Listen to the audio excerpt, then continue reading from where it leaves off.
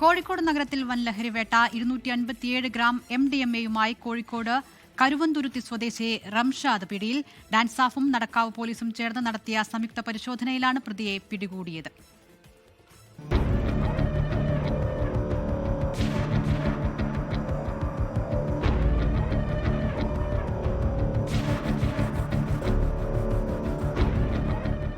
കഴിഞ്ഞ കുറച്ചു ദിവസങ്ങളായി പ്രതി റംഷാദ് ഡാൻസാഫ് സംഘത്തിന്റെ നിരീക്ഷണത്തിലായിരുന്നു.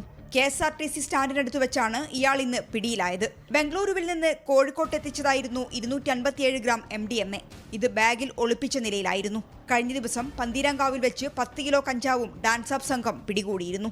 KSRTC private bus stand, railway station, beach, മാളുകൾ ഉൾപ്പെടെ കേന്ദ്രീകരിച്ചും ബംഗളൂരു, കോഴിക്കോട് ടൂറിസ്റ്റ് ബസ്സുകൾ കേന്ദ്രീകരിച്ചും ലഹരി ഇടപാടുകൾ നടക്കുന്നതായി ഡാൻസാഫിന് വിവരം ലഭിച്ചിരുന്നു.